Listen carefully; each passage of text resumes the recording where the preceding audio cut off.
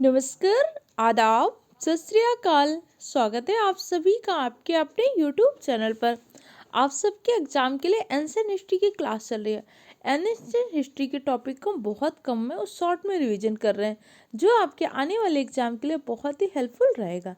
आज की क्लास में हम जैन धर्म से जुड़े महत्वपूर्ण चीज़ों को डिस्कस करेंगे, क्योंकि इससे पहले की क्लास में हमने डिस्कस किया था वही बौद्ध धर्म के बारे में। क्योंकि 6ठी शताब्दी ईसा पूर्व में जहाँ एक तरफ क्या हो रहा था, बड़े बड़े महाजनपदों को उदय हो रहा, लगभग 16 महाजनपदों को उदय हुआ, जिन्हें हम षोडश जनपद के नाम से जानते हैं। इस षोडश जनपद में सबसे महत्वपूर्ण जनपद था मगध महाजनपद। मगध महाजनपद में लगभग 7 वंश ने क्या किया, शासन किया। तो एक तरफ जहाँ पर क्या हो रहा था कि विभिन्न प्रकार के जनपदों का, महाजनपद का उदय हो रहा था, वहीं क्या हो रहा था, उत्तर वैदिक काल आते आते बहुत सारे कर्मकांड आ गए थे, अंधविश्वास आ गया था, रूढ़वादिता आ गई थी। तो नई नए धर्मों का भी उदय हो रहा था, जैसे बौद्ध धर्म का उदय हो रहा था, जैन धर्म का उदय हो रहा था। तो आज की क्लास में हम जैन धर्म से जुड़े सारे इंपॉर्टेंट पॉइंट को डिस्कस करेंगे। कॉपी पेन लेकर बैठिएगा, इंपॉर्टेंट पॉइंट के नोट्स बनाइएगा, अच्छे से सारी चीज़ों को रिवाइज करिएगा। जैन धर्म के में लगभग 24 तीर्थंकर हुए, लेकिन जैन धर्म को सर्वाधिक जो प्रसिद्धि मिली है वो महावीर स्वामी के टाइम पे मिली है। देखो, जैन धर्म के पहले तीर्थंकर थे ऋषभदेव। जैन धर्म को स्टार्ट किसने किया था? ऋषभदेव ने किया था। ऋषभदेव के को आदिनाथ के नाम से भी जानते हैं। लेकिन जैन धर्म को अगर प्रसिद्धि मिली तो महावीर स्वामी। तो जैन धर्म से जुड़े आपको महावीर स्वामी और इससे सारे इंपॉर्टेंट पॉइंट को डिस्कस करते हैं।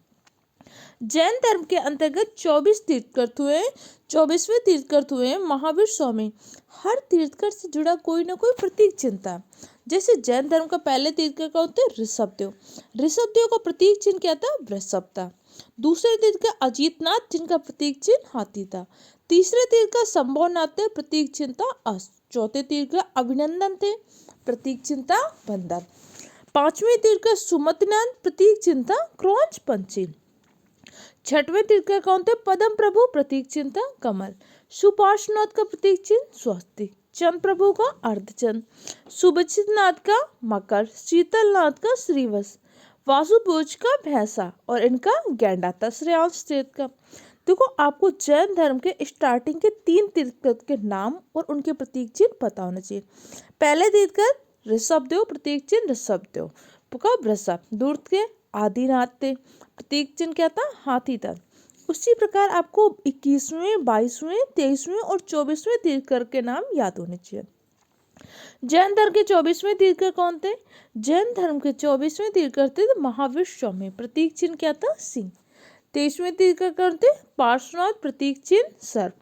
22वें तीर्थंकर कौन थे? अरिष्टनेमी, प्रतीक चिन्ह था शंख। 21वें तीर्थंकर थे नामीनाथ, प्रतीक चिन्ह था नीलाकमल। आपको 21वां, 22वां, 23वां, 24वां, पहला, दूसरा, तीसरा, चौथा, 4 तीर्थंकर के नाम और चारों के प्रतीक चिन्ह याद होने चाहिए। अब हम पढ़ते हैं महावीर स्वामी से जुड़े इंपॉर्टेंट पॉइंट के बारे में।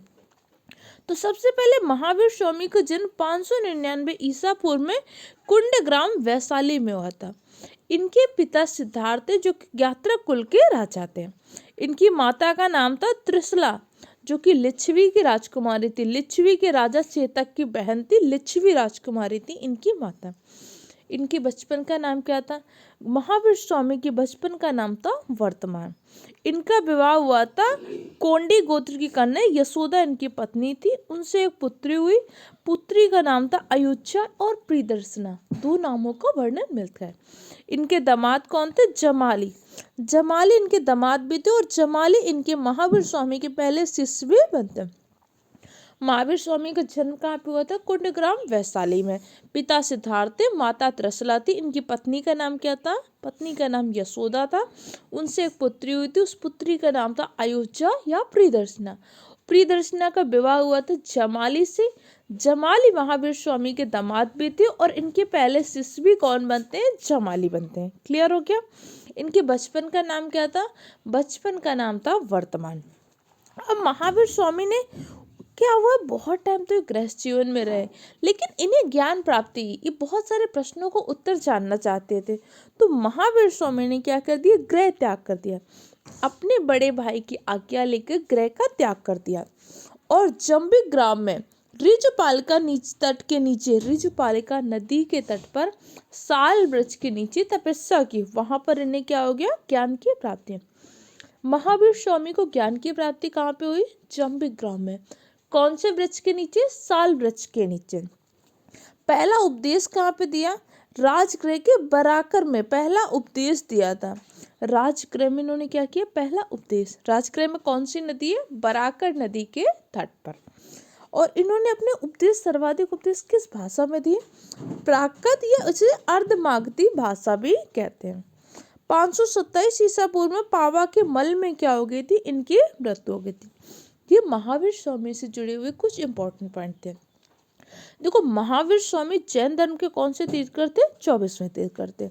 जैन धर्म को सर्वाधिक प्रसिद्धि किसके टाइम पर मिली है? जैन धर्म को सर्वाधिक प्रसिद्धि मिली है आपके महावीर स्वामी के टाइम पर। इसलिए आपको ये पता होना चाहिए। जैन धर्म के पहले तीर्थकर कौन थे? अपार्श्वनाथ जैन धर्म के पहले तीर्थकर थे। जैन धर्म के तीर्थकर 24वें कौन थे? महावीर स्वामी। जन्म कहाँ पे हुआ था? वैशाली के कुंडग्राम में। पिता सिद्धार्थ थे, माता त्रिशला थी। इनकी पत्नी का नाम यशोदा था, पुत्री का नाम अयोध्या प्रियदर्शना, और इनके दामाद थे जमाली। जमाली महावीर स्वामी के पहले शिष्य थे। जंबिक ग्राम में ऋजुपालिका नदी के तट पर इन्होंने क्या किया? तपस्या किया। जब तपस्या कर दिया तो इन्होंने क्या हो गई? ज्ञान की प्राप्ति हो गई। अब ज्ञान की प्राप्ति होने पर पहला उपदेश दिया इन्होंने राजगृह में। राजगृह में भी कौन सी नदी के तट पर दिया? बराकर नदी के तट पर पहला उपदेश दिया। देखो, पहले जो भी तपस्या वगैरह करते थे ये सब किसी ना किसी नदी के तट पर करते थे। नदी के तट पर करने में इन्हें क्या होता था? भाई पानी की जरूरत है, नहाने की जरूरत है, तो बहुत ज़्यादा विघ्न नहीं होता। गए उस पानी का यूज कर लिया, क्योंकि पहले तो ऐसे आजकल ट्यूबवेल, समरसेबल जैसा तो सुविधा नहीं, पहले लोग नदियों के जल का प्रयोग करते थे। तो सामान्यतः लोग देखेंगे कोई ना कोई जो तपस्या कर रहा है ना, नदियों के तट पर ही करता था। आज भी आप देखेंगे महाकुंभ का आयोजन हो रहा है, किसी न किसी नदी के तट पर हो रहा है कि नहीं? क्योंकि ऋषि मुनि सामान्यतः किसी न किसी नदी के तट पर ही निवास करते थे। क्लियर हो क्या? अब जैन धर्म से जुड़े हुए कुछ इंपॉर्टेंट पॉइंट थे। जैसे जैन धर्म में क्या हुआ? 3 रत्न बताए गए हैं। जैसे आपने बौद्ध धर्म में पढ़ा था 3 पिटक थे, सुत्त पिटक, विनय पिटक, अधिगम पिटक। उसी प्रकार जैन धर्म में क्या है? 3 रत्न है। कौन कौन से? सम्यक दर्शन, अच्छा देखो, किसी के बारे में बुरा नहीं देखो। सम्यक ज्ञान, आपको अच्छा ज्ञान भी होना चाहिए, बहुत गलत चीज़ों को नहीं नॉलेज होना चाहिए, आपको अच्छी चीज़ों को नॉलेज। सम्यक आचरण, अपना आचरण बहुत अच्छा रखो। तो जैन धर्म के 3 रत्न कौन है? सम्यक दर्शन, सम्यक ज्ञान और सम्यक आचरण।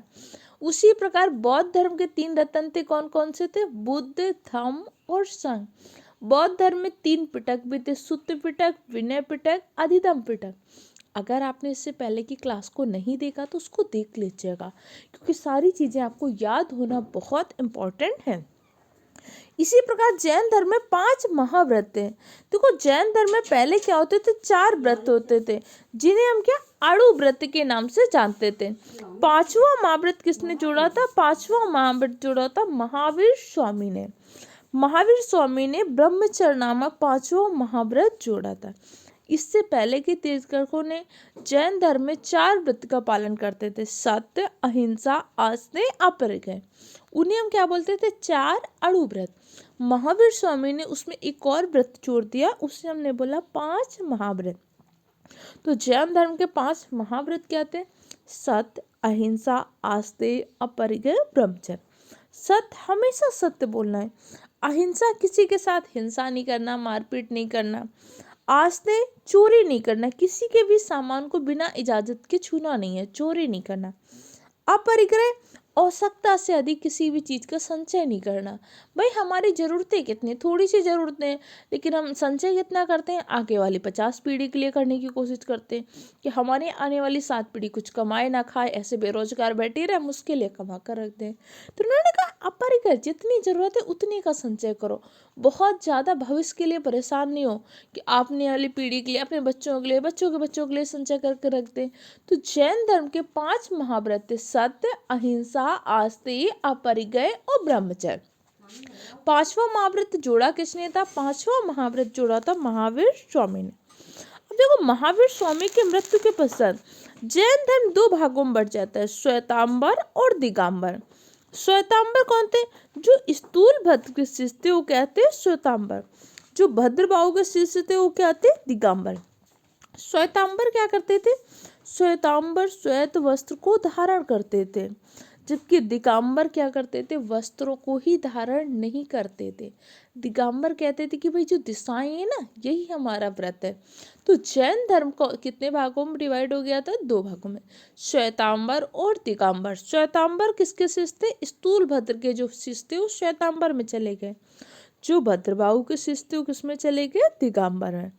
स्थूल भद्र के जो शिष्य थे, जैसे एक तो पुजीरा डेड़ावासी थे और डुडिया स्थानक वासी थे।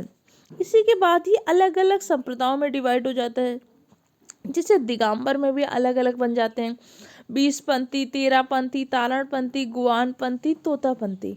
आपसे सिर्फ इतना पूछेगा, स्थूल भद्र के शिष्य कौन से संप्रदाय में थे? श्वेतांबर। भद्रबाहु के दिगंबर। जैन धर्म का विभाजन किन धर्मों में हो जाता है? दो, श्वेतांबर और दिगंबर। जैन धर्म किन चीजों का विश्वास करता था? जैन धर्म ईश्वर को नहीं मानता था, वो कहता था सिर्फ आत्मा है, आत्मा की ही सत्ता में विश्वास करता था। पुनर्जन्म और कर्म में जैन धर्म विश्वास करता था। वेदों की अपौरुषता को स्वीकार नहीं करता था। वेद के टाइम आपने पढ़ा था ना वैदिक काल में कि भाई वेद कैसे? अपौरुष से। वेदों की रचना स्वयं भगवान विष्णु ब्रह्मा ने किया, वेदों की रचना किसी पुरुष ने नहीं किया। ये बोले ऐसा नहीं है, वेद अपौरुष से नहीं है, क्योंकि उत्तर वैदिक काल में आप देखोगे वेदों में भी क्या हो जाते हैं? बहुत ज़्यादा आडंबर हो जाते हैं, बहुत सारी चीज़ें हो जाती हैं। तो ये वेदों के अपौरुषता की सत्ता को स्वीकार नहीं करते थे।